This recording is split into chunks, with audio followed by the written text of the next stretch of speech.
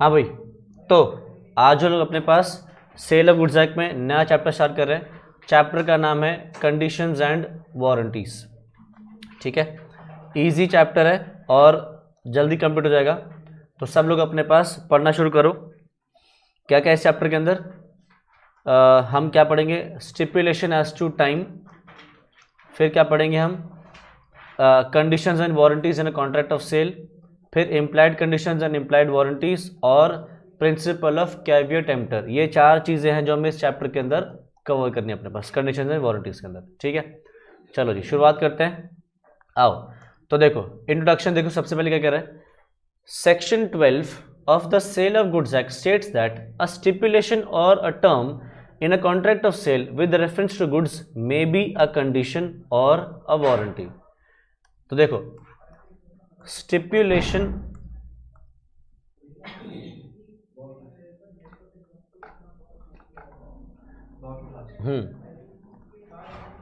तो देखो स्टिपुलेशन क्या होता है?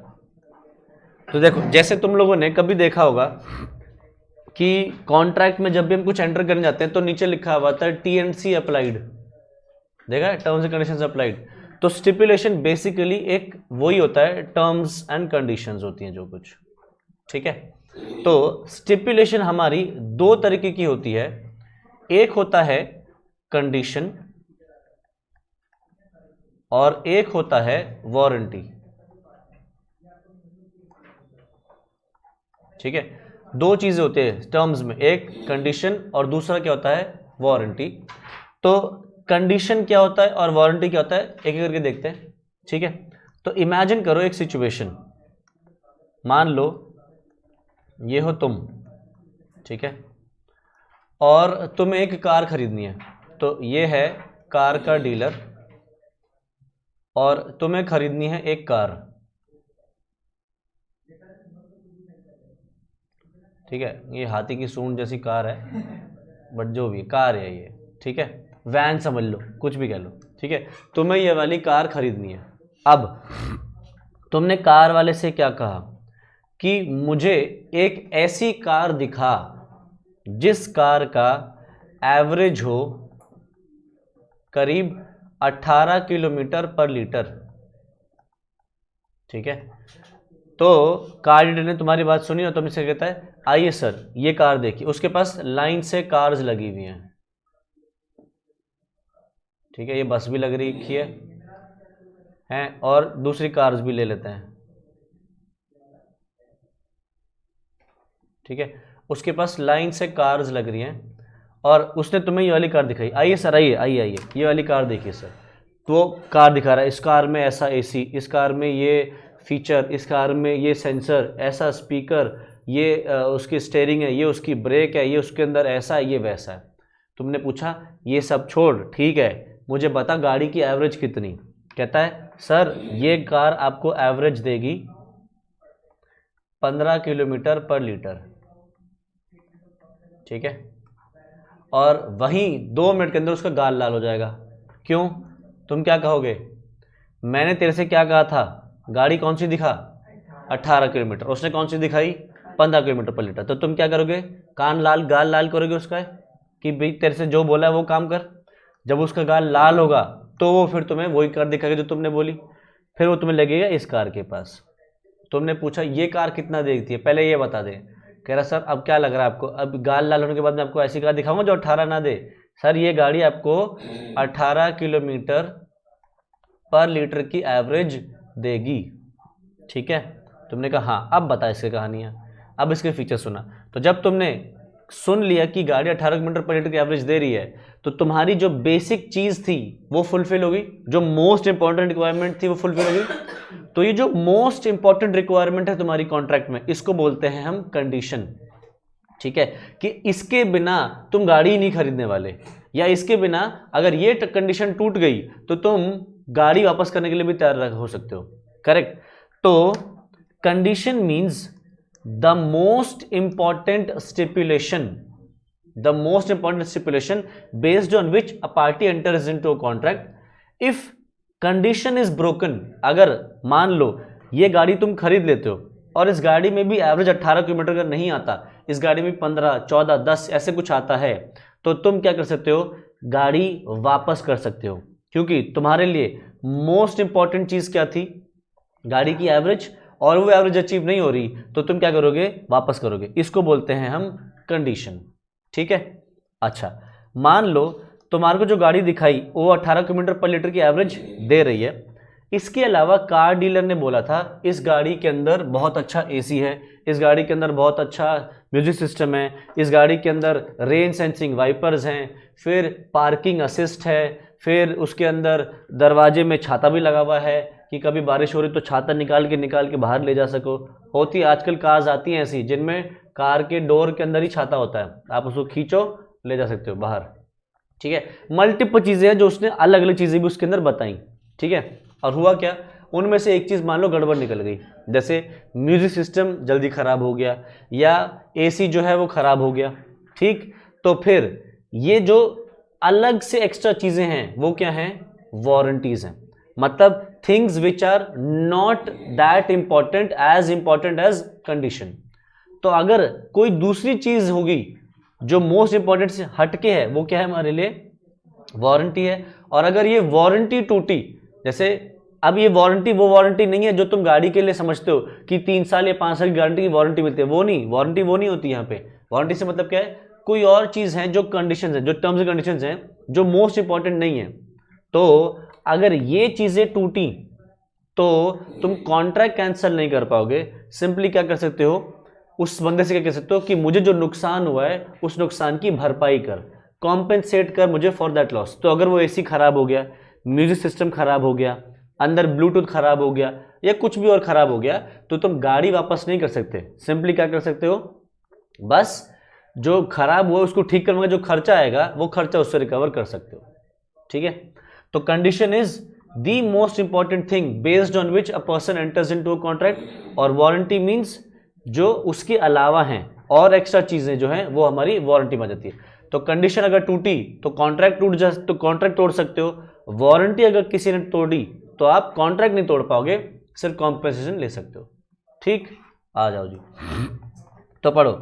स्टिपुलेशन के अंदर दो चीजें, पहला क्या है, कंडीशन। कंडीशन क्या है, इसेंशियल है to the main purpose of the contract, the most important thing condition है। और वारंटी क्या है, जो main purpose of the contract के साथ कोलैटरल है। कोलैटरल मतलब होता है जुड़ी हुई चीजें जो एक्स्ट्रा साथ में जुड़ के आती हैं। ठीक, तो पढ़ो कंडीशन क्या कर रहा है। A condition is a stipulation, stipulation मतलब टर्म्स या कॉन्ट्रैक्ट की जो कंडीशंस है। A condition is a stipulation essential, box में डाल लो ये word, essential to the main purpose of the contract, the breach of which gives rise to a right to treat the contract as repudiated. तो condition एक ऐसी चीज है जो सबसे ज्यादा जरूरी है कॉन्ट्रैक्ट के मेन पर्पस के लिए। अगर आपने वो मेन पर्पस ब्रीच किया मतलब अगर वही चीज आपने तोड़ दी तो आपको एक अधिकार मिल जाएगा, क्या, to treat the contract as repudiated. Repudiated मतलब आप क्या मान चलोगे कि सामने वाले ने कॉन्ट्रैक्ट कैंसिल कर दिया या कॉन्ट्रैक्ट तोड़ दिया, तो आप अधिकार है, आप कॉन्ट्रैक्ट को क्या कर सकते हो, कैंसिल कर सकते हो।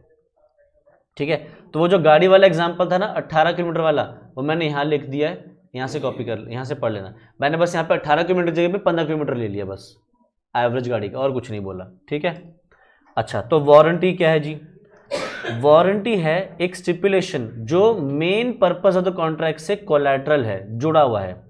अगर आपने वो वारंटी ब्रीच करी, वारंटी तोड़ी, तो आपको सिर्फ डैमेजेस या कॉम्पेंसेशन लेने का अधिकार आएगा, आपके पास कैंसिल करने का, गुड्स रिजेक्ट करने का और कॉन्ट्रैक्ट कैंसिल करने का अधिकार नहीं मिलेगा।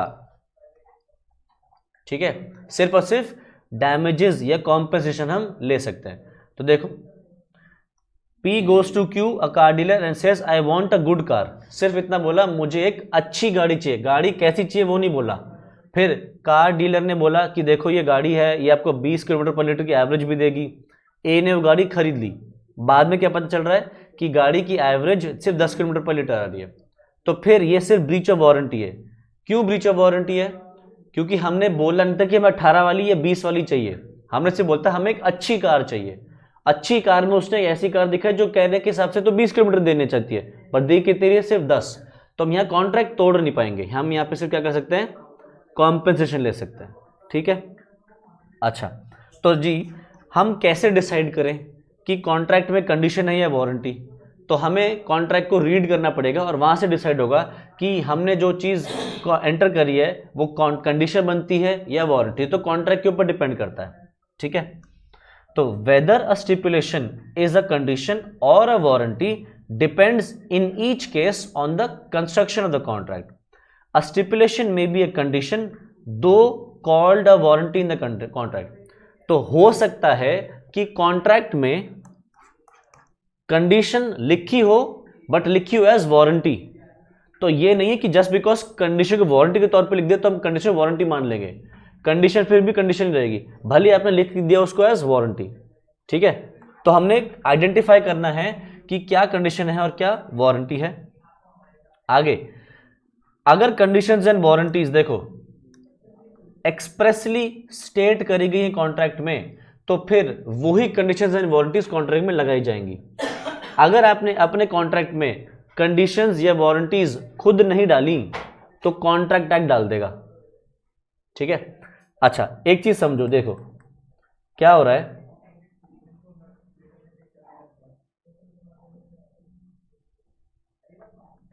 ऐसे समझो कि जैसे एक कमरा है, इस कमरे में छोटे बच्चे बैठ के गेम वेम खेल रहे हैं, ये 3 छोटे बच्चे हैं और एक कंप्यूटर लैपटॉप के आगे या कंप्यूटर के आगे या प्ले स्टेशन खेल रहे हैं टीवी के ऊपर। ठीक है, और ये हर वक्त इसी के अंदर पड़े रहते हैं। ठीक है, अब मान लो बड़े लोग आके यहाँ पे कुछ डिस्कशन करना चाह रहे हैं, 3-4 लोग हैं जो यहाँ पे आके डिस्कशन करना चाह रहे हैं और ये बच्चे यहाँ बैठे बैठे गेम खेल रहे हैं, तो क्या ये बच्चे गेम खेलते खेलते बात करने देते हैं? नहीं।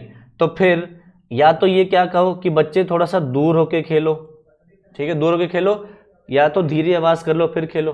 ठीक है, मतलब यहाँ पे क्या है, बड़े बूढ़े भी डिस्कशन कर रहे हैं और छोटों को भी खेलने दे रहे हैं। दूसरा चीज क्या है कि जहां ये शोर ज्यादा मचा रहे हैं, क्या करो, इनको उठा के बाहर ही कर दो, बाहर भेज दो कि अभी तुम बाहर जाओ, हमें तुम्हारी जरूरत नहीं है, हमें बात करने दो यहाँ पे। तो समझो ये चीज क्या कहना चाह रहा है कि ये जो बच्चे हैं ना, ये हैं implied conditions and warranties, implied conditions and warranties। ये क्या है, ये ना इमेजिन करो, ये जो बॉक्स बनाया हुआ है मैंने, ये क्या है कि कॉन्ट्रैक्ट है। ठीक है, तो कॉन्ट्रैक्ट में देखो कमरे में पहले से बच्चे बैठे थे, है ना, तो ये कॉन्ट्रैक्ट में पहले से बैठे हुए होंगे अपने आप से, भले ही आपने कुछ भी ना किया हो, अभी आपने अपनी तरफ से कुछ ना डाला हो, ये इम्प्लाइड ये कंडीशंस और ये वारंटीज पहले से कमरे में बैठी हुई मिलेंगी आपको। ठीक है, फिर क्या होगा, आप चाहो तो अपनी खुद की भी कंडीशंस एंड वारंटीज डाल सकते हो। ठीक है, अगर आपकी कंडीशंस एंड वारंटीज, मतलब अगर ये बड़े बूढ़े इनके साथ काम चला पा रहे हैं तो चला लेंगे, नहीं तो अगर उनको लग रहा है ये शैतानी कर रहे तो क्या करते हैं, बाहर कर देते हैं ना। तो यानी कि ये क्या है, एक्सप्रेस कंडीशंस एंड वारंटीज। तो क्या किया, जब 2 लोगों ने कॉन्ट्रैक्ट किया, एक तुम और मान लो एक और कोई, इन दोनों लोगों ने कॉन्ट्रैक्ट किया, तो ये चाहे तो अपनी खुद की कुछ कंडीशंस एंड वारंटीज लगा सकते हैं, बट कॉन्ट्रैक्ट एक्ट पहले से कुछ बच्चों को बैठा के बैठे कमरे में, वो क्या है, इनको क्या बोलते हैं, इंप्लाइड कंडीशंस एंड वारंटीज। ठीक है, तो कॉन्ट्रैक्ट एक्ट ने ये थोप दिया इनके ऊपर। अब तुम्हें और जो थर्ड पार्टी है, जो जिसका तुम कॉन्ट्रैक्ट कर रहे हो, ये शैतानी कर रहे हैं, इनको ये कंडीशंस पसंद नहीं आ रही हैं, तो क्या कर सकते हैं, इनको हटा सकते हैं। ठीक है, ऐसा भी हो सकता है कि ये बच्चा ही अकेला शैतानी कर रहा है, ये वाला बच्चा अकेला शैतानी कर रहा है, तो उसको बाहर कर दिया। ठीक, अच्छा बाद में लगा ये वाला शैतानी कर रहा है, इसको भी बाहर कर सकते हो, और अगर ये चुपचाप बैठा है तो उसको रख लिया। ठीक है, तो चाहो तो क्या कर सकते हो, तीनों बच्चों को बाहर भेज दो, या फिर 2 बच्चों को बाहर भेज दो, 1 बच्चे को बाहर भेज दो। यानी कि इंप्लाइड कंडीशंस आप चाहो तो रख लो कॉन्ट्रैक्ट में और साथ साथ अपने भी लगा लो, नहीं तो सारे बाहर करना चाहो तो सारे बाहर कर दो, किसी एक या 2 को बाहर करना चाहो तो 1 या 2 को भी बाहर कर सकते हैं। करेक्ट। तो देखो कंडीशंस एंड वारंटीज में बी एक्सप्रेसली स्टेटेड, या तो आप अपने आप से खुद से बताओ कि क्या कंडीशंस एंड वारंटीज हैं, नहीं तो क्या होगा, it may be implied by law, law आपके कॉन्ट्रैक्ट में अपने आप से पहले से डाल के बैठेगा, ठीक है। तो implied conditions and warranties are enumerated in sections 14 to 17. They are deemed to be incorporated in every contract of sale unless the terms of the contract show a contrary intention. तो कहना क्या चाह रहा है कि भैया ये वाले जो implied conditions हैं ये पहले से ही होंगे, ये वाले आप अपने हिसाब से डाल सकते हो, तो ये वाले हमने नहीं पढ़ना। क्यों नहीं पढ़ना? क्योंकि भाई ये तो जब कॉन्ट्रैक्ट करेंगे पार्टीज अपना आप डालेंगी, तो वो तो कुछ भी डाल सकती हैं, तो कॉन्ट्रैक्ट एक्ट को क्या पता कि क्या क्या डाल सकते हैं। तो कॉन्ट्रैक्ट ने क्या बोला, ये तो अपना आप डालते रहना, मैं जो डाल रहा हूं मैं वो बता देता हूं क्या क्या है। तो ये जो खुद की डाली हुई हैं ये सेक्शन 14 में हमें मिल जाएंगी, जो एक्ट डाल के भेज रहा है, ठीक है, 14 से लेकर 17 तक। चलो जी, अच्छा अब एक चीज होती है, जैसे हमने अभी गाड़ी का एग्जांपल लिया था ये वाला, कि गाड़ी वाले ने तुम्हें ये वाली कार दिखाई। अब मैं ना सिर्फ एक ही कार सामने रख रहा हूं जिसको तुम खरीदने वाले हो। तो हम कौन सी गाड़ी खरीद रहे हैं? ये वाली। हमने गाड़ी की रिक्वायरमेंट क्या मांगी थी?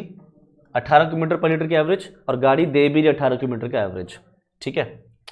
अब हुआ क्या, मान लो कि जब तुम गाड़ी चलाने लगे तो 1 महीने 1.5 महीने तक तो 18 किलोमीटर की एवरेज आई, उसके बाद गाड़ी की एवरेज नहीं आ रही, ठीक है।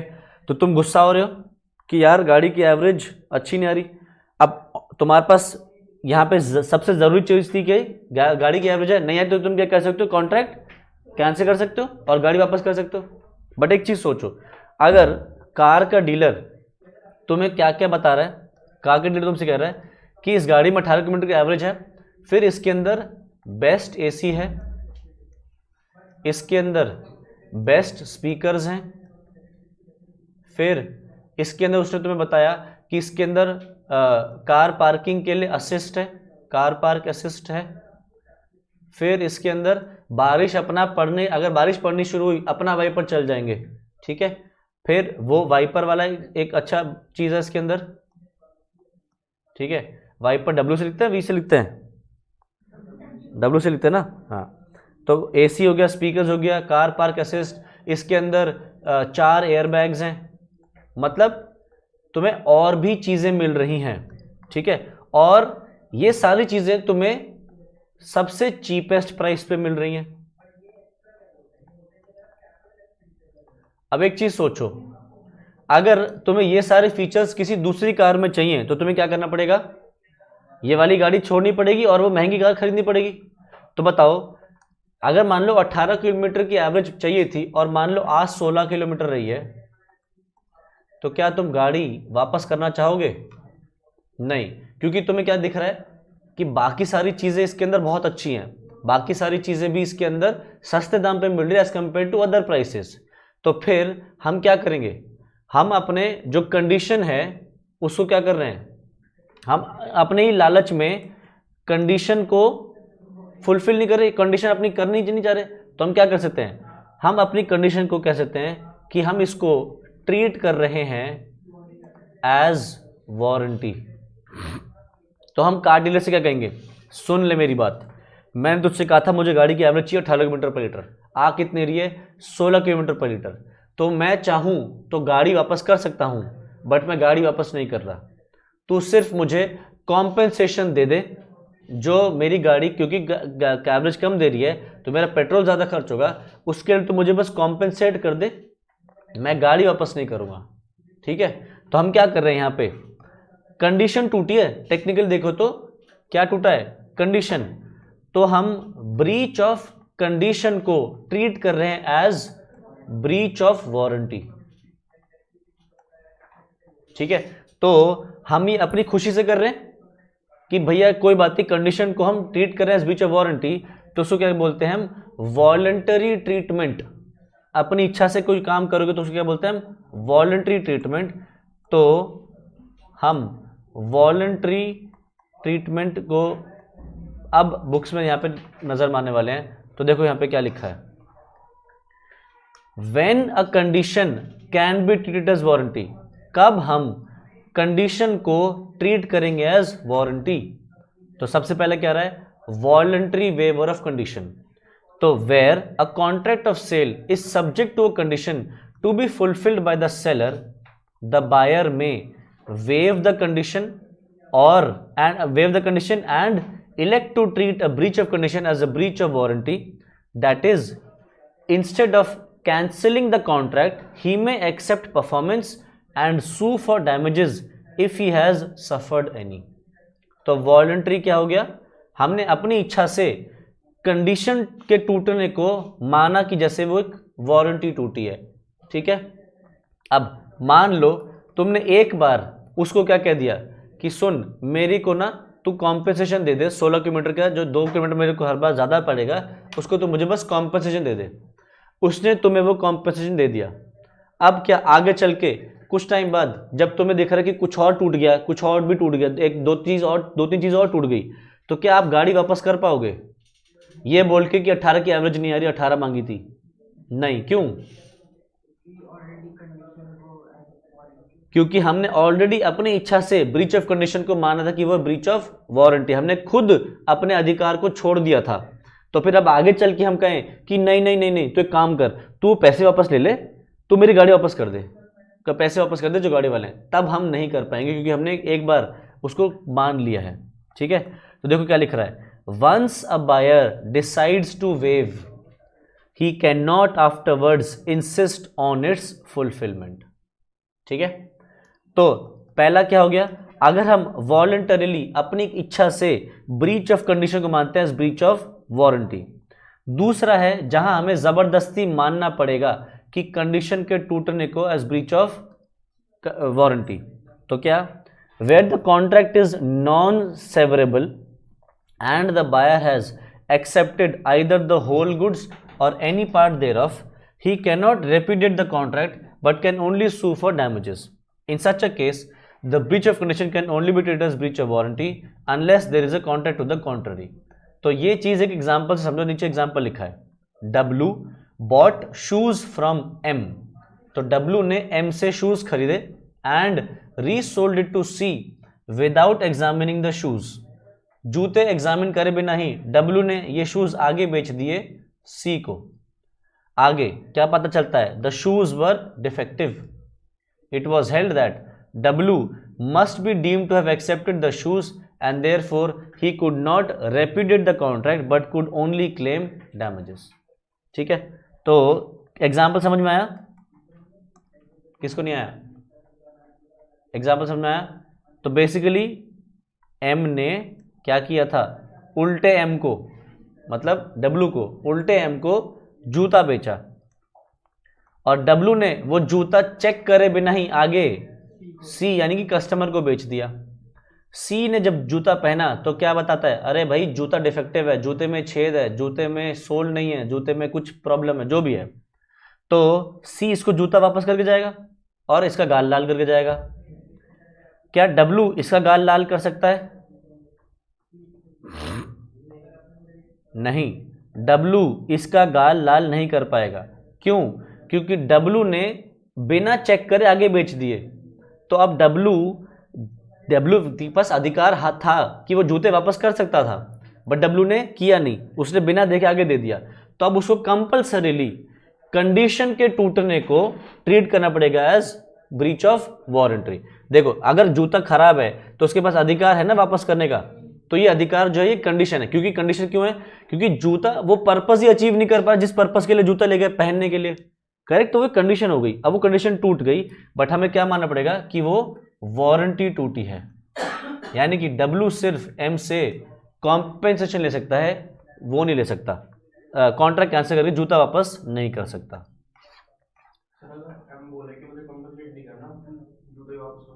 तो बहुत ही बढ़िया, W तो नाचेगा, खुद डिंगे मारेगा अगर खुद ही वो वापस करने को तैयार है।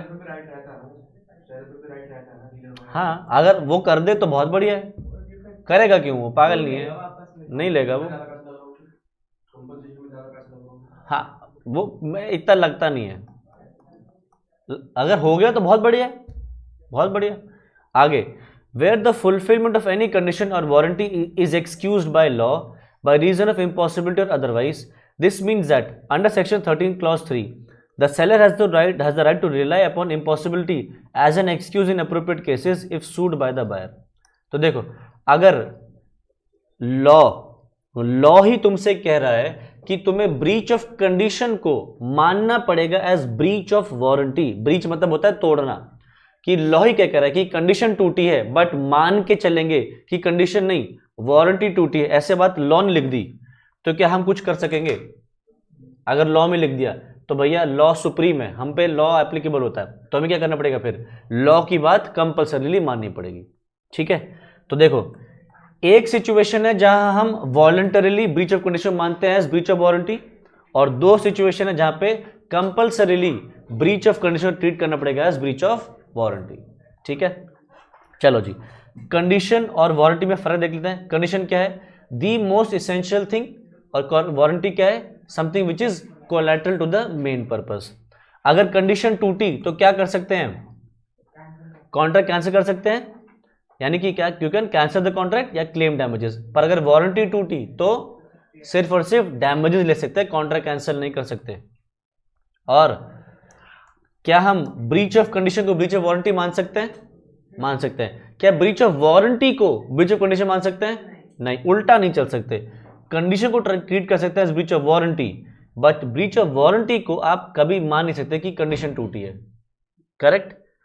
अच्छा, नेक्स्ट आ रहा है इंप्लाइड कंडीशंस एंड वारंटीज। तो मैंने बोला था ना कि लॉ कॉन्ट्रैक्ट में कुछ बच्चे बैठा के रखेगा पहले से ही, ये वो बच्चे हैं जो हमने देखने हैं। तो लॉ अपनी तरफ से जो कंडीशंस एंड वारंटीज डालेगा उनको बोलेंगे हम implied conditions and implied warranties. तो सबसे पहले पढ़ेंगे हम अपने पास इंप्लाइड कंडीशंस।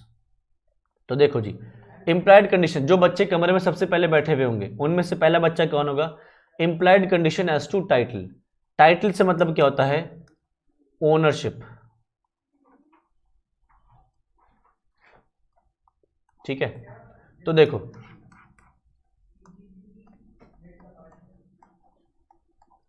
ये हो तुम और ये हो मैं। ठीक है, तो अगर मैं तुम्हें कोई गुड्स बेच रहा हूं, गुड्स सेल कर रहा हूं, तो तुम जब मेरे से सामान खरीद रहोगे तो क्या तुम ये मान के चलोगे कि सामान मेरा अपना है जो मैं बेच रहा हूं, या किसी और का है जो मैं तुम्हें बेच रहा हूं माल? क्या मान के चलोगे? सामान किसका है? किसी और का। जो बेच रहा है मतलब मैं बेच रहा हूं, तो तुम क्या मान के चलोगे कि भैया जो इंसान माल बेच रहा है वो सामान का मालिक होगा। करेक्ट? तो अगर हम सेल कर रहे हैं तो यानी कि ओनरशिप मेरे पास अभी के अभी है, और अगर हम अग्रीमेंट टू सेल कर रहे हैं जिससे हम क्या कर रहे हैं कि ओनरशिप बाद में ट्रांसफर होगी, तब क्या मान के चलोगे कि ओनरशिप तब तक मेरे पास आ जाएगी। सेल में तो मैं क्या कर रहा हूं? अभी के अभी तुम्हें गुड्स दे रहा हूं तो मेरे पास अभी ओनरशिप है, और अगर अग्रीमेंट टू सेल कर रहा हूं मैं क्या कर रहा हूं? 10 दिन बाद आके ले जाना जब मेरे पास आ जाए, तो क्या मानोगे कि 10 दिन बाद सामान मेरे पास आ जाएगा, मेरे पास ओनरशिप आ जाएगी, फिर मैं तुम्हें दूंगा। ठीक है, तो पहला कंडीशन यही है कि हम मान के चलते हैं कि हमारे पास ओनरशिप है। ठीक, इसको जल्दी से पढ़ना।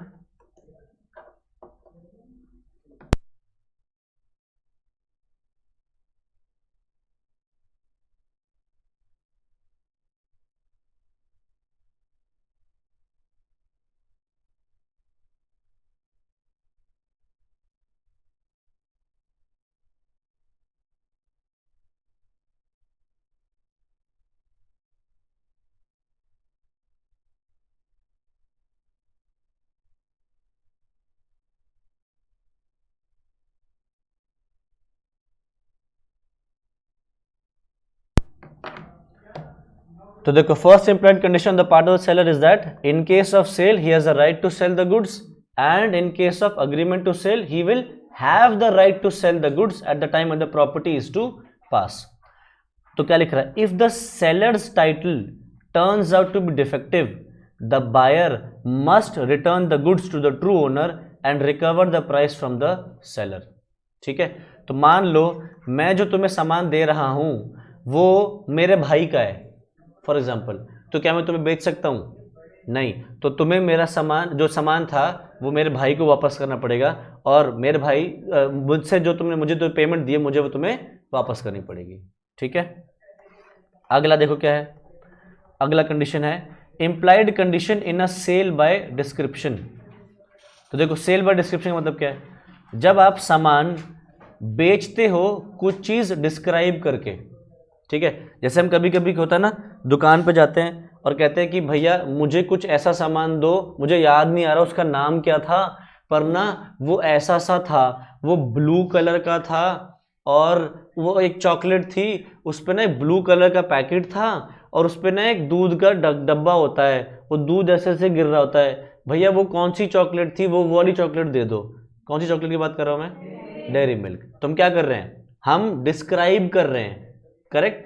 तो फिर जब एक आदमी गुड्स डिस्क्राइब कर रहा है कि भैया मेरा जो सामान होगा वो कुछ इस तरीके का होगा, तो फिर जब वो माल दे तो क्या वो उसी डिस्क्रिप्शन का हो या किसी दूसरी डिस्क्रिप्शन चलेगा?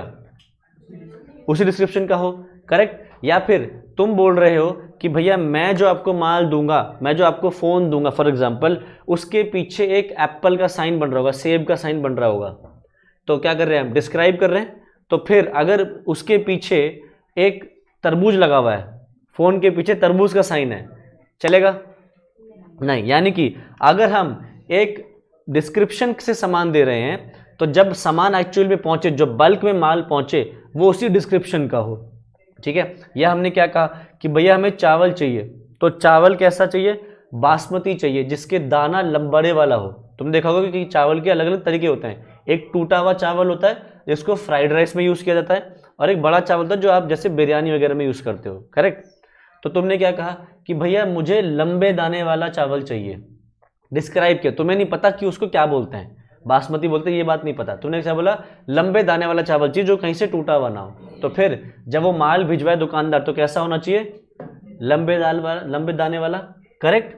तो देखो, where there is a contract of sale of goods by description, there is an implied condition that goods shall correspond with the description. तो अगर आपने गुड्स डिस्क्राइब करे हैं तो उसका क्या होना चाहिए, इम्प्लाइड कंडीशन क्या है, तो गुड्स उसी डिस्क्रिप्शन से मैच होने चाहिए, कॉरेस्पॉन्ड मतलब मैच होने चाहिए उसी डिस्क्रिप्शन से। ठीक है, तो डिस्क्रिप्शन कैसे दी जा सकती है, बाय मेंशनिंग द क्वालिटीज और characteristics of the goods. Quality बता सकते हो आप कि भैया मुझे बासमती राइस चाहिए, या फिर मेंशनिंग द ट्रेडमार्क और ब्रांड नेम, आपने बता दिया कि भैया मुझे एप्पल का ही चाहिए, फोन चाहिए तो एप्पल का चाहिए, फोन चाहिए तो सैमसंग का ही चाहिए, तो उसी का होना चाहिए। या फिर आपने पैकेजिंग डिस्क्राइब कर दी कि सब भैया वो ना ब्लू कलर का पैकेट था, उसके ऊपर एक बोतल थी, ग्लास था दूध का, तो आपने पैकिंग डिस्क्राइब कर दी, तो फिर उसी पैकिंग का होना चाहिए। ठीक, तो this rule is based on the principle that if you contract to sell peas you can not compel the buyer to take beans. ये इंपॉर्टेंट है, इसको मार्क कर लो। एग्जाम में ना वो ये सेंटेंस दे देते हैं और कहते हैं इसको एक्सप्लेन करो, what do you mean by this. तो इसका मतलब क्या है कि लिखो, देखो पढ़ो क्या लिख रहा है, if you contract to sell peas, अगर आपने मटर बेचने का कॉन्ट्रैक्ट किया है तो मटर बेचो ना, बीन्स क्यों बेच रहे हो। मटर और बीन्स में फर्क तो पता होगा ना, तुमने मटर का कॉन्ट्रैक्ट किया और सामने वाले ने तुम्हें बीन्स दे दिए, तो बीन्स नहीं देने चाहिए। तो if you contract to sell peas you can not compel the buyer to take beans. तो फिर इस केस में तुम्हें ये सारी चीजें डिस्कस करके आनी होंगी, यानी कि सेल बाय डिस्क्रिप्शन है, और अगर आपने डिस्क्राइब करें गुड्स तो the bulk should correspond, correspond लिखने वर्ड्स यही वाले हैं, कॉरेस्पॉन्ड। ये नहीं मैं कह रहा कि सारा रट्टा मार लो, बट प्रैक्टिकल वर्ड्स जो प्रोफेशनल वर्ड्स हैं, ये वर्ड कॉरेस्पॉन्ड लिखना है। तो the bulk should correspond with the description. ठीक है, नेक्स्ट तीसरी इंप्लाइड कंडीशन क्या है, implied condition in sale by sample as well as description. तो अगर किसी ने हमें एक सैंपल दिखाया सामान का और डिस्क्राइब भी कर दिया कि आपका जो माल है वो इस तरीके का, डिस्क्राइब भी कर दिया कि उसमें कुछ चेंजेस करने, तो क्या चेंजेस है, डिस्क्राइब कर दिए वो चेंजेस, तो फिर जब वो माल हमें भेजे तो क्या हो, उसी सैंपल और उसी डिस्क्रिप्शन को मैच करते हुए होने चाहिए, करेक्ट। ठीक, नेक्स्ट सिंपल सा अगला क्या है, implied condition as to fitness और क्वालिटी। अब आओ इसको पढ़ते हैं। लेट अस सपोज ये हो तुम और तुम आज यहाँ से क्लास के बाद चल गए दोस्त के घर बर्थडे पार्टी करने, उसके दोस्त की बर्थडे पार्टी है, ठीक है, और तुमने दबा के खाया, ठीक है, खूब सारा तुमने पिज्ज़ा खाया, बर्गर खाए, कोल्ड ड्रिंक पी, आइसक्रीम खाई, दुनिया भर का ठूस लिया, ठीक, और अगले दिन क्या हुआ, पेट खराब हो गया, या तो लूज मोशन लग गए या फिर फीवर चढ़ गया, पेट में दर्द चढ़ रहा है, पेट में दर्द ऐसा हो रहा है कि बैठा नहीं जा रहा, ठीक है।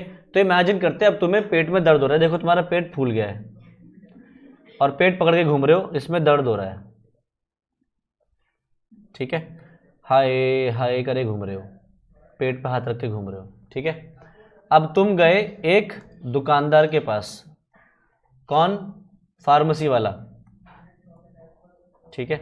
हम सीधे सीधे डॉक्टर पर तो जाते नहीं, हिंदुस्तानी है हम, अपने आप में सब डॉक्टर है ना।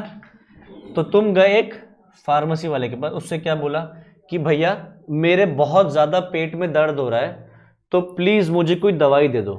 तो वो तुमसे 2-4 सवाल पूछता है कि पेट में दर्द क्यों हो रहा है, तो तुम बताओगे कि कल मैंने खाया था, कल मैंने ये खाया था, वो खाया था, इसको खाने के बाद मुझे दर्द हुआ और तब से मुझे बहुत ज़्यादा दर्द है। तो तुमने क्या किया, अपनी प्रॉब्लम डिस्क्राइब करी, मुझे गैस हो रही है, मुझे उल्टी जैसा फीलिंग हो रहा है, सब डिस्क्राइब करते हैं और क्यों होता है, ठीक है। उसके बाद वो तुम्हें कुछ मेडिसिन दे देता है, ठीक है, कि दिन में ये 2 बार खानी है, ये 1 बार खानी है, ये तब खानी जब ज़्यादा पेट में दर्द हो, करेक्ट, या लूज मोशन रोकने के लिए ये वाली खानी है, वो वाली खानी है, करेक्ट। मान लो मान लो कि तुम्हारे को पेट में दर्द था, ठीक है, सिर्फ पेट में दर्द था, इसने तुम्हें दवाई दी और उस दवाई से तुम्हें सीधे लूज मोशन लग गए, मतलब जहां सब रुका हुआ था वहां अब सीधी बाढ़ आ गई अब कुछ रुक ही नहीं रहा, ठीक। अब बताओ तुम इस फार्मेसी वाले पे केस कर सकते हो या नहीं, कर सकते हैं, क्यों नहीं कर सकते, हाँ बोलो, हम ही तो गए थे, बोल दे, गए तो थे, हाँ, तो ध्यान से सोच, डॉक्टर के पास जाना चाहिए था पहले, हम चले गए सीधे फार्मेसी वाले पे, है ना। देखो तुमने फार्मेसी वाले को अपनी प्रॉब्लम बताई, यानी कि तुमने बताया कि किस पर्पस के लिए तुम्हें सामान चाहिए, ठीक है, और किसको बताया, फार्मेसी वाले को।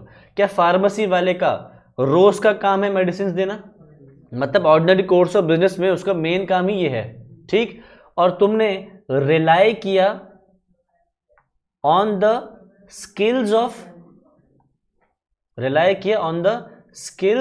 And judgement of the pharmacist, इसकी स्किल्स एंड जजमेंट पर रिलाई किया, तो फिर इसकी ड्यूटी बनती है कि तुमने जो इसके ऊपर रिलायंस किया है, रिलायंस कंपनी नहीं, इसके ऊपर जो तुमने रिलाई किया है, तो तुमने इसके ऊपर एक ट्रस्ट शो किया है, तो तुमने इस पर ट्रस्ट एंड कॉन्फिडेंस शो किया है, तो फिर अब इस फार्मासिस्ट की ड्यूटी है कि तुम्हारा ये ट्रस्ट एंड कॉन्फिडेंस ना तोड़े, ठीक है।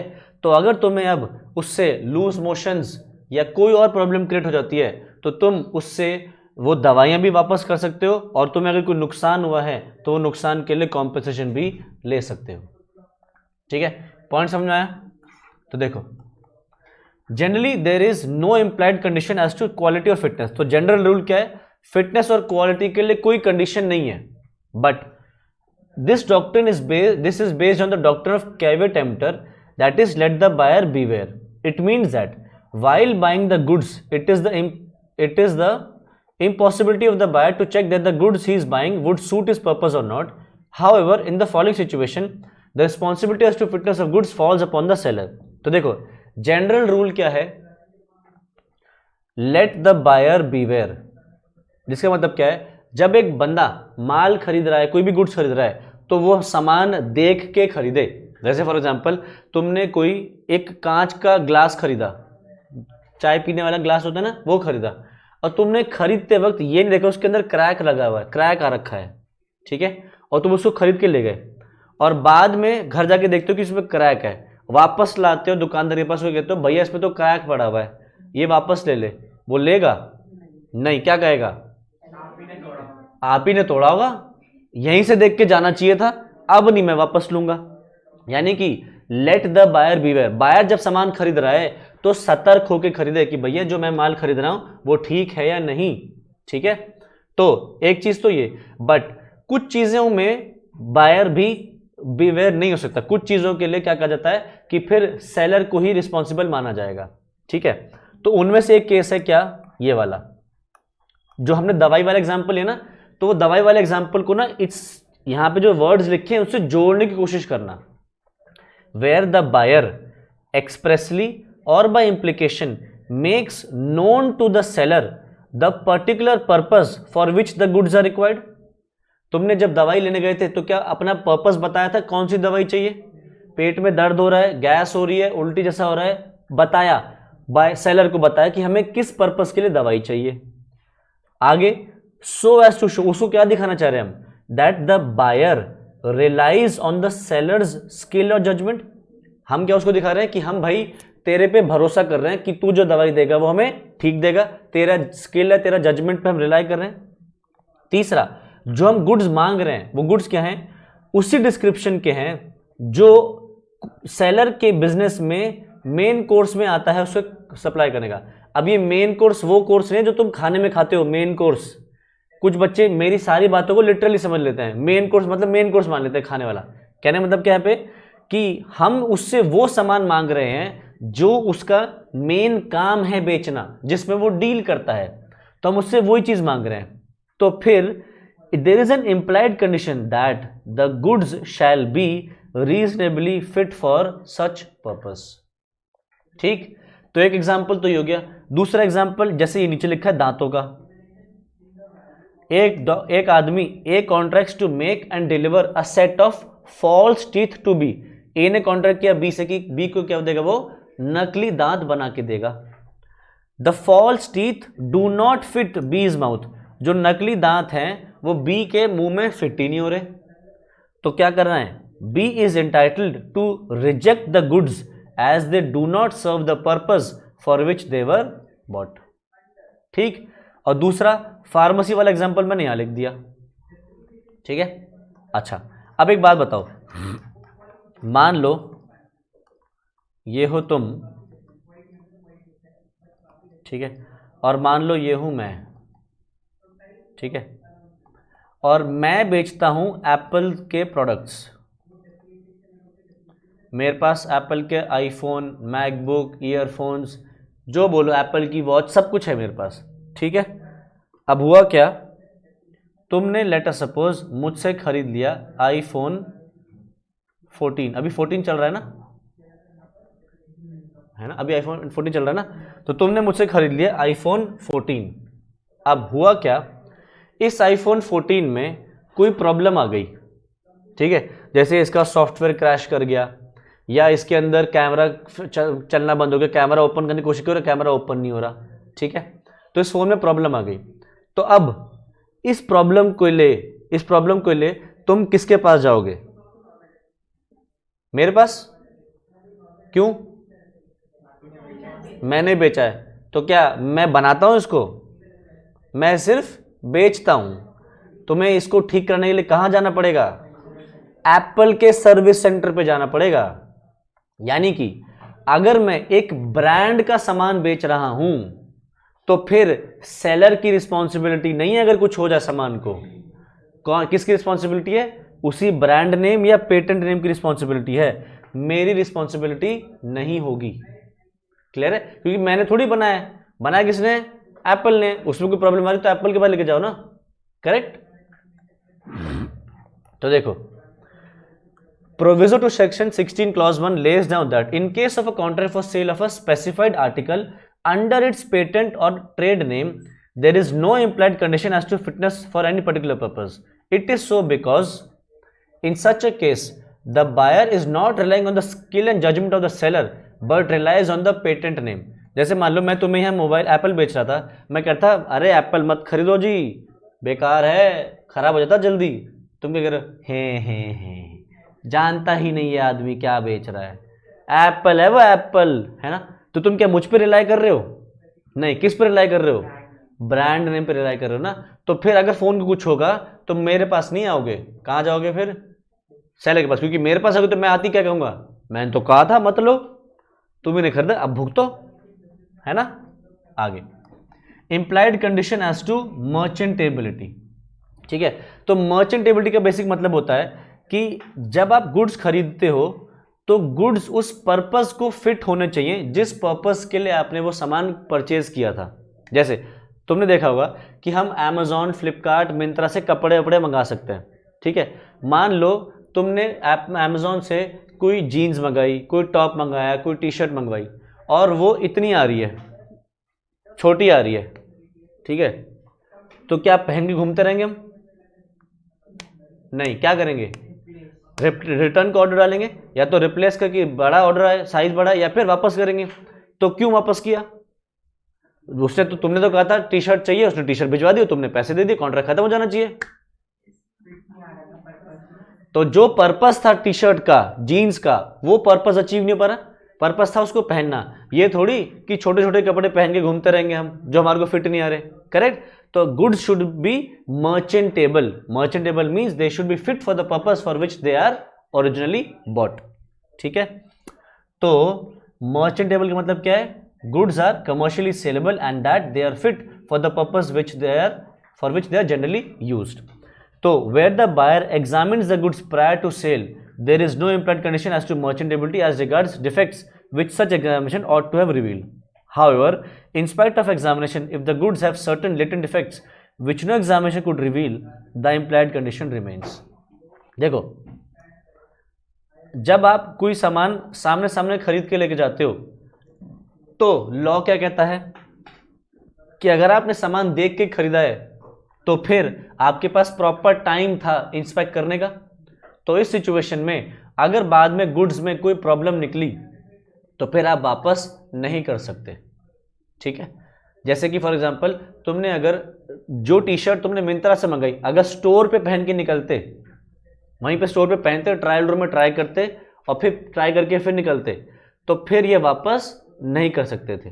वैसे तो करने देते हैं वो, बट जनरल रूल क्या है कि वो अलाउ नहीं करेंगे, क्योंकि आप सामने सामने देख के गए हो कि टी शर्ट कैसे है, तो फट रही है, छोटी है, या उसका कॉलर घिसा हुआ है शर्ट का, मान लो जीन्स में कहीं पे होल हो रखा है, पॉकेट में होल हो रखा है। तो अगर वो चीज़ें जो आपको दिख सकती हैं और आपने फिर भी आंखें मूंद ली, बंद कर ली, तो फिर आपको गुड्स वापस करने का अधिकार नहीं मिलेगा। बट कुछ कुछ डिफेक्ट्स ऐसे होते हैं जो हिडन डिफेक्ट्स होते हैं, जो अंदरूनी होते हैं, आपको ऊपर एग्जामिन करने से नहीं दिख सकते। जैसे कि सेब है, सेब अंदर से काला है, पता चल सकता है क्या? हमारी आंखों में एक्सरे है नहीं ना कि हम आंखों आर पार देख सकते हैं। ऊपर से देखने से तो पूरा सेब लाल लाल है, अंदर से खराब है। तो जो अंदर से खराब है नहीं देख सकते, इसको बोलते हैं लेटेंट डिफेक्ट। लेटेंट का मतलब होता है हिडन डिफेक्ट। तो अगर आपके प्रोडक्ट में कोई हिडन डिफेक्ट है जो ऊपर से देखने से पता नहीं चल सकता, देन इन दैट केस आप वो सामान वापस कर सकते हो। जैसे खास तौर से मम्मियां ऐसा फील करती हैं, मम्मियों ने देखा होगा ऐसा होते हुए कि तुमसे कहा गया कि बेटा जाके दूध ले आओ, तुम पैकेट वाला दूध ले आया, अमूल का, मदर डेयरी का दूध ले आए, और घर लाया, दूध वाला उबालते ही फट गया। होता है कभी ऐसा, देखा होगा मम्मी को बोलते हुए। तो मम्मी तुरंत क्या कहती हैं? ये दूध वापस करके आ, है, या फिर नया पैकेट लेके आ। तो मदर डेयरी वाला जाना तुम्हें नया पैकेट देगा, हमेशा देगा, क्योंकि वो दूध ले जाते साथ ही अगर फट गया तो इसका मतलब क्या है? दूध में अंदरूनी डिफेक्ट था, तो वो एक लेटेंट डिफेक्ट है। क्या हम बिना उबाले बता सकते थे कि दूध फटा हुआ है? देख के, क्या हम देख के बता सकते थे कि पैकेट में दिख रहा है, देखो दूध फट रहा है? नहीं ना, तो वो हिडन डिफेक्ट हो गया। तो इस सिचुएशन में वो वापस करेगा। बट अगर देखने से पता चल रहा है कि भैया वो सामान खराब है, तुम सामने सामने उठा रहे हो एक सड़ी हुई सब्जी, दिख रहा है सड़ गई है, केला सड़ गया, केला काला काला हो रहा है पूरा, फिर भी खरीद रहे हो और कह रहे हो भैया छीलने में पता चला हमें तो कि काला हो रहा है। काला केला वापस लेगा वो? नहीं। करेक्ट। तो ये बात उन्होंने यहां पे लिख दी। ठीक है, नेक्स्ट क्या है? Implied condition in a sale by sample. अगर हमने प्रोडक्ट का सैंपल आपको दिखाया है तो फिर जो बल्क गुड्स होने चाहिए वो बल्क गुड्स सैंपल से मैच होने चाहिए। अब जैसे देखो, तुम लोग जिन चेयर्स पे बैठे हो, ब्लू कलर की चेयर्स हैं, उनके आगे एक हैंडल लगा हुआ है, ठीक है। तो जब हमने ये चेयर्स खरीदी थी तो हम देखने गए थे जहाँ से खरीद के लाए हम इसको, ठीक है। तो वो क्या सारी चेयर्स हमें दिखाता है कि एक चेयर दिखाता है? एक चेयर दिखाता है कि एक चेयर आपको ऐसी मिल जाएगी और बाकी का माल सारा कहाँ रखा होता है? सिर्फ गोदाम पे रखा हुआ होता है, ठीक है। तो अपने शोरूम पे अगर सारी चेयर रखेगा यही वाली जो मैं लाया हूँ, तो फिर वो सिर्फ यही चेयर बेच पाएगा और कुछ बेच ही नहीं पाएगा, करेक्ट। यानी कि उसने मुझे क्या दिया? एक सैंपल दिया। तो जब मेरे पास बल्क माल आए तो वो क्या रेड कलर का आ जाए? नहीं, कैसा है? ब्लू कलर का ही आए। इसके आगे जो तुम्हारे पास लिखने का जगह है, क्या ये ना हो तो चलेगा? नहीं। यानी कि द बल्क शुड कॉरेस्पॉन्ड, मतलब should match with the sample, correct. अच्छा, उसके बाद मेरे पास जब इतना सारे सामान आया, अभी तो मेरे पास एक ही चेक करके आया था मैं, जब मेरे पास इतनी सारी वो आ गई चेयर्स, तो क्या मुझे उन चेयर्स को इंस्पेक्ट करने के लिए टाइम मिलना चाहिए? अगर मैंने एक चेयर देखी थी और मेरे पास 100 चेयर आई, तो क्या मुझे 100 चेयर चेक करने के लिए टाइम मिलना चाहिए?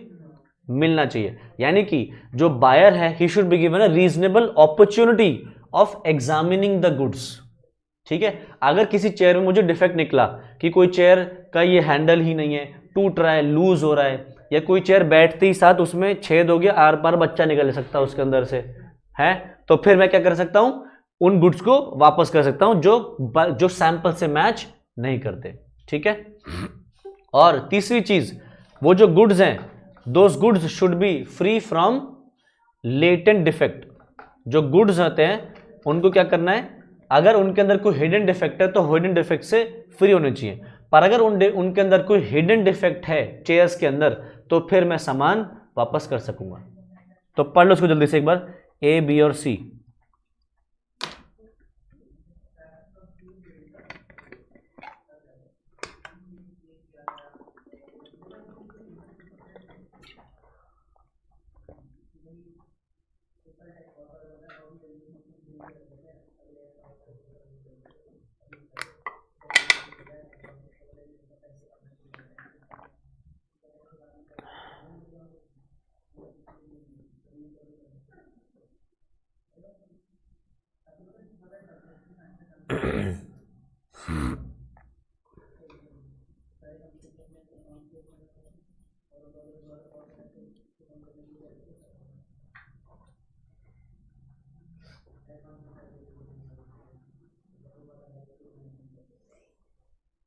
पढ़ लिया? आ जाओ, नेक्स्ट आ रहा है implied condition as to wholesomeness, ठीक है। ये जो वर्ड होलसमनेस है, ये हम यूज करते हैं खाने की चीजों के लिए, ईटेबल्स के लिए, ठीक है। तो अगर हमने कोई चीज खाने पीने की ली है, जैसे कि फॉर एग्जांपल फ्रूट्स हैं, वेजिटेबल्स हैं, मेडिसिन हैं, तो ये सब चीजें हम कंज्यूम करते हैं, या आटा, दाल, चावल, ये सब क्या है? खाने की चीजें। तो अगर ये खाने की चीजें एक्सपायर्ड हैं तो क्या हम इनको वापस कर सकते हैं? कर सकते हैं ना। या खाने की चीजें दिख रही हैं कि खराब हैं, पेरिश हो रही हैं, तो क्या हम वापस कर सकते हैं? कर सकते हैं। यानी कि लॉ ये कहता है कि आप जो भी ईटेबल्स लेते हो, जो भी चीज खाने वाली है, दे should be fit for human consumption. Humans उसको कंज्यूम कर सकते हैं, इन चीजों के लिए वो फिट होने चाहिए। अगर जैसे ब्रेड खरीदते हो, नॉर्मली देखे घर पे ब्रेड आती होगी, सैंडविचेस खाते हो, ब्रेड के ऊपर पीछे लिखा होता है यूज बिफोर, है ना, use before this and this date, यानी कि उसके बाद यूज करने खाने के लायक वो नहीं है। तो अगर उसके बाद वाली एक्सपायरी की उसने डिलीवर कर दी, तो हम वो सामान, वो ब्रेड वापस कर सकते हैं, करेक्ट। तो देखो, in case of food stuff and eatables, in addition to the implied condition as to merchantability, there is another implied condition that the goods shall be wholesome, that is fit for human consumption। तो कहना चाह रहा है wholesomeness वाली condition तो लगेगी ही, merchantability वाली condition भी लगनी चाहिए ईटेबल्स पे। merchantability वाला पीछे पढ़ के गए थे कि they should be fit for the purpose, जिस पर्पस के लिए वो पर्पस पूरा हो चाहिए, एंड दूसरा they should be fit for human consumption, ठीक है। आगे बस खत्म होने वाला है। लास्ट है हमारा इम्प्लाइड वारंटीज। तो मैंने क्या बोला था, contract act sorry sale of goods act, दो तीन बच्चे बैठाएगा, उनमें से एक क्या था, कंडीशंस, और दूसरा था वारंटीज। तो इम्प्लाइड कंडीशंस जो कॉन्ट्रैक्ट में अपना आप डली हुई आएंगी पहले से, वो हैं जो हमने पीछे कवर कर ली। अब हम पढ़ेंगे इम्प्लाइड वारंटीज जो contract sorry sale of goods act पहले से डाल के बैठाए रखेगा कमरे में। तो पहला क्या है, the buyer must get quiet possession, यानी कि जो बायर है जो खरीद रहा है उसको साइलेंट पोजेशन, चुपचाप आराम से गुड्स का पोजेशन यूज करने का अधिकार मिलना चाहिए। ठीक है, देखो क्या लिख रहा है, if the buyer after having got possession of the goods is later on disturbed in his possession he is entitled to sue the seller for breach of warranty. देखो नीचे एक एग्जाम्पल लिखा है, X buys a laptop from Y, after the purchase X spends some money on its repair and uses it for some time. Unknown to the parties, it turns out that the laptop was stolen and was taken from X and delivered to its rightful owner. Y shall be held responsible for a breach and X is entitled to damages of not only the price but also the cost of repairs. Example समझ में आया?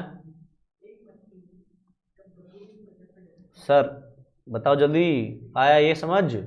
नहीं, किसी को भी नहीं आया। आओ पढ़ लेते हैं। ये हो तुम और ये हूं मैं,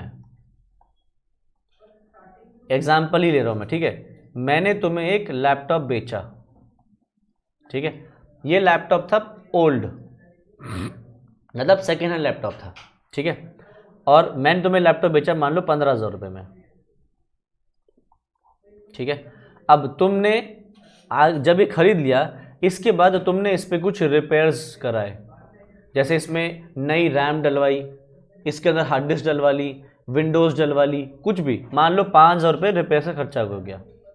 ठीक है, अब तुम मज़े से लैपटॉप पे अपना प्रेजेंटेशन बना रहे थे, इतने में ही एक आदमी आता है और तुम्हारा वो लैपटॉप खींच लेता है पीछे से। तुम कहते हो कौन है बे, मेरा लैपटॉप कैसे उठा लिया? वो कहता है तू कौन है बे, मेरा लैपटॉप कैसे इस्तेमाल कर रहा है?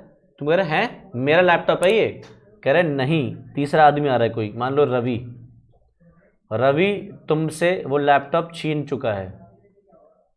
दिख रहा है ना लैपटॉप ही बन गया ना, क्या लग रहा है ना लैपटॉप या नहीं? तो वो लैपटॉप अपने हाथ में लेके बैठा क्या कह रहा है, ये लैपटॉप तो मेरा है, मुझे वापस करो। मैंने कहा मैंने तो खरीदा है। तुम कह रहे हो कि मैंने तो ये खरीदा, किससे? मुझसे खरीदा है। और तुम क्या वो कह रहा है तुम्हारे को ये लैपटॉप उसने चोरी वाला लैपटॉप बेच दिया, मतलब मैंने तुम्हें एक चोरी का लैपटॉप आगे बेच दिया। मुझे भी नहीं पता था कि चोरी का लिया हुआ है, मैंने भी मान लो किसी और से परचेज किया था। ठीक है, तो क्या तुम्हें रवि को ये लैपटॉप वापस देना पड़ेगा? देना पड़ेगा, यानी कि जो इम्प्लाइड वारंटी है वो टूट गई। तुम अगर बायर हो तो तुम्हें आराम से इस लैपटॉप को यूज करने का अधिकार मिलना चाहिए था। तो इसको बोलते हैं क्वाइट पोजेशन, चुपचाप आराम से गुड्स को एंजॉय करने का अधिकार मिलना चाहिए था, बट वो अधिकार तुम्हारा छीन लिया। किसने? True owner of some goods ने, रवि ने। तो फिर तुम ये पैसा जो 20,000 रुपये खर्च कर चुके थे लैपटॉप से, किससे रिकवर कर सकोगे? मुझसे रिकवर कर सकोगे, और मैं उससे लूंगा जिसने मुझे बेचा था। करेक्ट? चलो अगला क्या है, नेक्स्ट है the goods must be free from incumbrance. जो गुड्स हैं वो इनक्यूम्बरेंस से फ्री होने चाहिए। इनक्यूम्बरेंस का मतलब है गुड्स ना जकड़े हुए नहीं होने चाहिए चीज़ों के अंदर, लोन के अंदर नहीं होने चाहिए। पता चला, जैसे फॉर एग्जांपल मैं तुम्हें ये मोबाइल बेच रहा हूँ और तुम्हें नहीं बताया मैंने कि इस फ़ोन पे EMI चल रही है पीछे से। ठीक है, मैंने खुद ये लोन पे लिया है और तुम्हें लोन पे लिया हुआ मोबाइल तुम्हें बेच दिया। तो ऐसा नहीं होना चाहिए। ठीक है, मान लो ये फ़ोन पे लोन चल रहा है, तो ये लोन की रीपेमेंट अब तुम्हें करनी पड़ेगी, तुमने खरीद लिया। तो ये लोन की जो EMI तुम पे कर रहे हो, ये EMI तुम फिर मुझसे रिकवर कर सकते हो। ठीक है, तो इनक्यूम्बरेंस का मतलब है जकड़ा हुआ नहीं होना चाहिए। तो an implied warranty that the goods shall be free from any charge. Charge का मतलब है गिरवी, तो गुड्स किसी के पास गिरवी नहीं रखे होने चाहिए या इनक्यूम्बरेंस में नहीं चाहिए in favour of any third party not declared or known to the buyer before or at the time of contract is entered into. मैंने तुम्हें ये बात छुपाई, कि भाई गुड्स तो लोन पे चल रहे हैं. It means that the if the buyer pays off the charge of incumbrance he will be entitled to recover the money from seller. ठीक है. नेक्स्ट अगला क्या रहा है, वारंटी फॉर क्वालिटी और use by usages of trade. तो warranty for quality और use by usages of trade का मतलब क्या है कि रिगार्डिंग, जिसमें लिखा देखो, regarding implied condition warranty as to quality of fitness for any particular purpose of good supplied the rule is let the buyer beware that is seller is under no duty to reveal unflattering to some other goods sold. तो basically क्या है कि goods जो होने चाहिए वो उस quality या पर्पस के लिए होनी चाहिए जो जनरली उस बिजनेस में सामान जिसका दिया जाता है.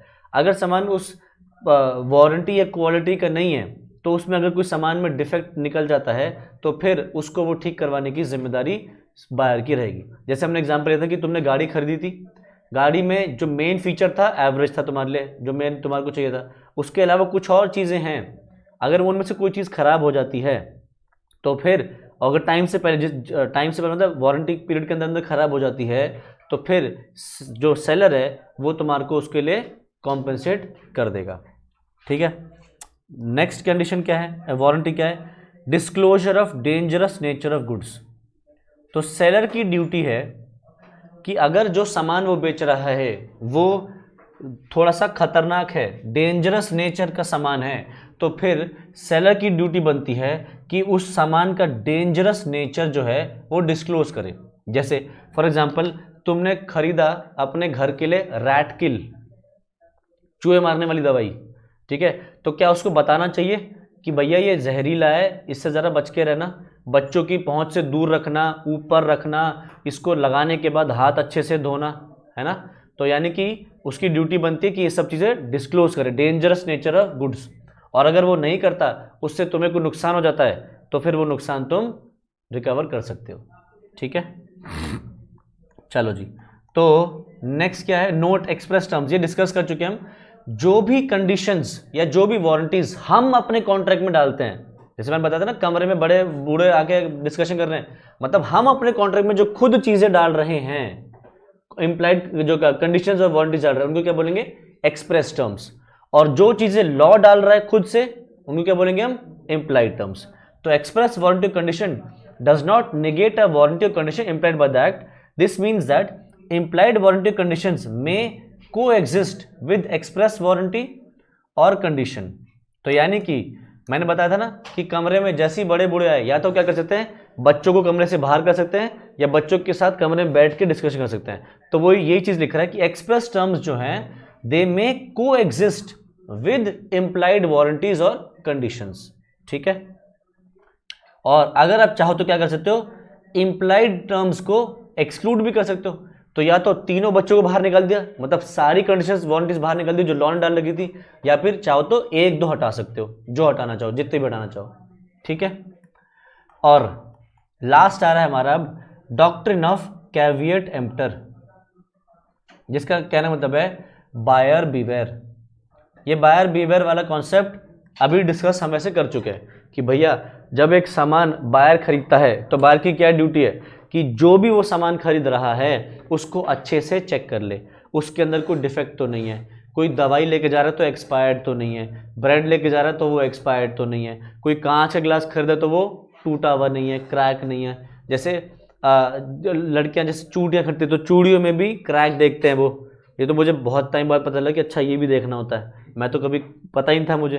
तो जब मेरी शादी हुई तो मैंने पता चला ओ क्रैक भी देखना होता है इनके अंदर. ठीक है. मैं तो उठा के ले आता था. ठीक है. तो कैविएट एम्प्टर क्या कह रहा है, buyer beware, it is the duty of the buyer to satisfy himself before buying the goods that the goods will serve the purpose for which they are being bot.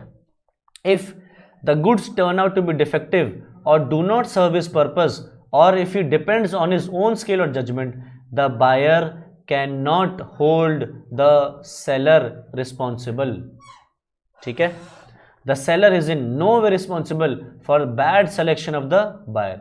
तो तुमने अगर सामान गलत choose किया तो उसके लिए सेलर की जिम्मेदारी नहीं है, बायर को ही वो लॉस बेयर करना पड़ेगा. The buyer is not bound to disclose defects in the goods which he is selling. तो सेलर की ड्यूटी नहीं है कि गुड्स में अगर कोई डिफेक्ट है तो डिफेक्ट डिस्क्लोज करे, क्योंकि हर सामान के अंदर प्रोज एंड कॉन्स होंगे। तो अगर वो हर प्रोडक्ट के कॉन्स बता देगा तो कोई माल बिकेगा ही नहीं कभी। तो इसलिए क्या करेगा, सेलर की ड्यूटी नहीं है कि डिफेक्ट्स को डिस्क्लोज करे, बायर की ड्यूटी है कि वो डिफेक्ट्स ढूंढने की कोशिश करे और फिर सामान उसी के हिसाब से खरीदे। चलो अब ये रूल वही चीज आ रही है नीचे। अब देखो कैवियट एम्प्टर के भी कुछ एक्सेप्शंस हैं। एक्सेप्शन मतलब कुछ कुछ चीज़ों में बायर रिस्पॉन्सिबल नहीं होगा, सेलर की ही ड्यूटी होगी, सेलर वापस लेगा सामान। वैसे तो ड्यूटी क्या है, बायर की सामान देख के खरीदे, बट कुछ कुछ जगह पे बायर अगर वो भी है, बायर ने अगर देखने की कोशिश करी फिर भी गलती नहीं मिली तो फिर सेलर की ड्यूटी है कि वो सामान वापस करेगा, फिर लेगा वापस। तो देखो सामान सबसे पहला क्या है, फिटनेस एज टू क्वालिटी और यूज़। ये वही चीज़ है जो हमने डिस्कस अभी करी थी, जो फार्मेसी वाले के पास तुम पेट दर्द की दवाई के लिए गए थे, ठीक है। तो इसमें सिंपल सा रूल क्या था, अगर बायर ने अपना पर्पस बता दिया कि किस पर्पस के लिए उसको सामान चाहिए और उसने बायर के ऊपर वो रिलाई कर रहा है उसकी स्किल्स और जजमेंट पे, एंड बायर से वो चीज़ मांग रहा है जो बायर के ऑर्डिनरी कोर्स ऑफ बिजनेस में काम ही है जिसमें डील करना, तो फिर उस सेलर की ड्यूटी है कि वो जो उस बंदे ने आपके ऊपर रिलाई किया है, आपके ऊपर जो ट्रस्ट एंड कॉन्फिडेंस दिखाया है, वो ट्रस्ट एंड कॉन्फिडेंस ना तोड़े, ठीक है। तो अगर वो दवाई खाने से पेट में दर्द हो गया, उल्टियाँ हो गई, कुछ और तबीयत खराब हो गई, तो फिर सेलर की ड्यूटी क्या है, वो सामान वापस लेगा और तुम्हें जो नुकसान हो उस नुकसान के लिए कॉम्पेंसेट भी करेगा, ठीक है। तो ये पहला एक्सेप्शन हो गया कि भैया इस केस में बायर बेवेयर नहीं होगा, इस केस में सेलर रिस्पॉन्सिबल रहेगा, ठीक है। तो दूसरा केस ये वाला ना, एक और एग्जांपल है, इसको पढ़ लेना। हॉट वाटर बॉटल का था कि एक आदमी ने पूछा था एक सेलर से कि मुझे एक ऐसी बॉटल दो जिसमें गर्म पानी रखा जा सके, ठीक है। तो सेलर लेके आए गर्म पानी की बॉटल और क्या कहा गया कि आप इसमें गर्म पानी रख सकते हो, ठीक है। फिर वो बायर अपने घर पे वो गर्म पानी की बॉटल ले गया, उसकी बीवी ने उस बॉटल में खौलता हुआ पानी डाल दिया। खौलता हुआ समझते हो ना, मैं खौलता तो बोल दिया, बॉइलिंग वाटर जो खूब गर्म है, बॉइलिंग वाटर उस बॉटल में डाला और वो बॉटल फट गई, ठीक है। फट जाने से क्या हुआ, उसकी बीवी के ऊपर गर्म पानी डाला तो उसका शरीर जलता है, जब आपके ऊपर बॉइलिंग वाटर डालेगा तो शरीर बर्न होता है, तो आपको डॉक्टर के पास जाना पड़ता है, इलाज करना पड़ता है, ठीक है। तो उसकी बीवी को वो हुआ, नुकसान हुआ। तो क्या वो जो बायर है वो उस सेलर से क्या उस बॉटल के पैसे और जो उसकी बीवी को नुकसान हुआ है वो ले सकता है?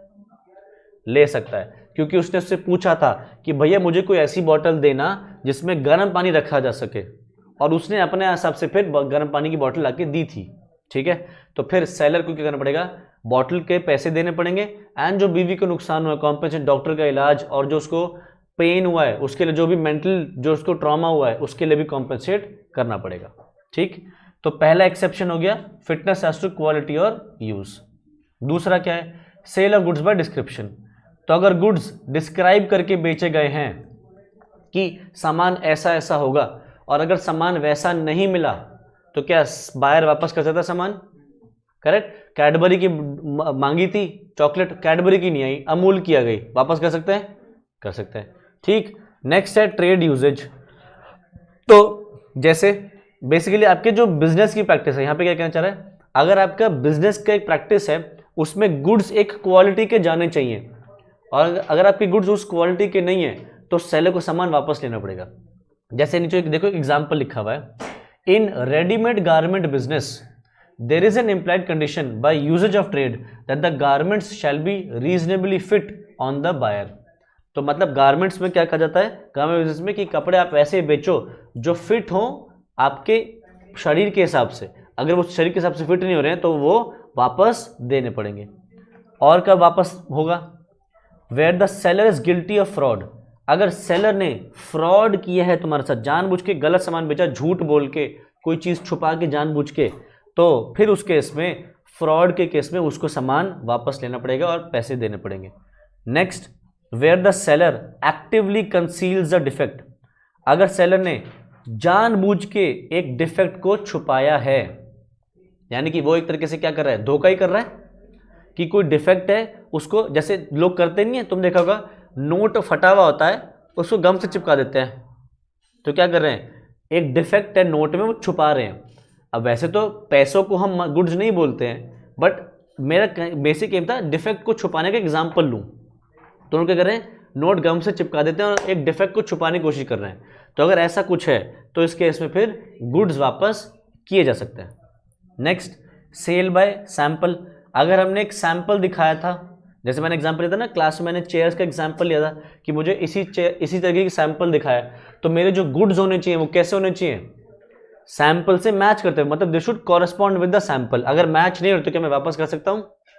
कर सकते हो। देखो तुम भी करते होगे, जैसे तुमने अगर अमेजोन पे एक सामान देखा, एक टी शर्ट देखी जो ब्लू कलर की दिख रही है, और जब घर पहुंची तो उसका कलर ग्रीन मिला, तुम कह रहे हो यार ये तो धोखा हो गया, फोटो में तो था ब्लू, आ गया ग्रीन। कई बार होता है ना, जब कैमरा से फोटो खींचती है ना तो ब्लू ग्रीन का चेंज हो जाता है कलर। कैमरा अगर घटे क्वालिटी का होता है ना तो कैमरा के कलर, फोटो का कलर चेंज हो जाता है। तो तुमने मंगाया था ब्लू, निकल गया ग्रीन, क्या वापस कर सकते हो?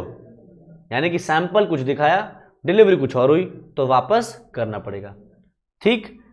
7वां, sale by sample as well as description. अगर आपने कोई चीज सैंपल के तौर पे भी देखी थी और डिस्क्राइब भी किया गया था, जैसे फॉर एग्जांपल तुम लोग ये बैग्स जो अपने कोचिंग पे लाते हो, इन्हीं के एग्जांपल लो। मान लो उसमें लिखा है कि जो ये आपका बैग है ये वाटर प्रूफ है, पानी डालोगे तो कुछ नहीं होगा। ठीक है, अब हुआ क्या, और ब्लू कलर का है, तुमने मंगाया, वो निकला ग्रीन कलर का, और वाटर प्रूफ भी नहीं है। उस पर लिखा है कि it is water proof, describe करके वाटर प्रूफ, तुमने पानी डाल के देखा तो क्या पता चल रहा है, अंदर तो पानी आ रहा है, टेस्ट करके देखा, तो यानी कि क्या हुआ, सैंपल और डिस्क्रिप्शन दोनों से मैच नहीं हो रहा, तो क्या वापस कर सकते हैं? कर सकते हैं।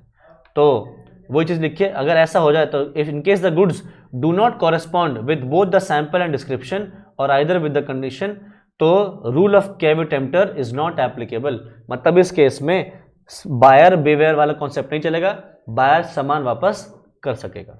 ठीक है, तो यहां से कंडीशंस एंड वारंटीज हमारा चैप्टर खत्म हो गया। बताओ इजी चैप्टर था।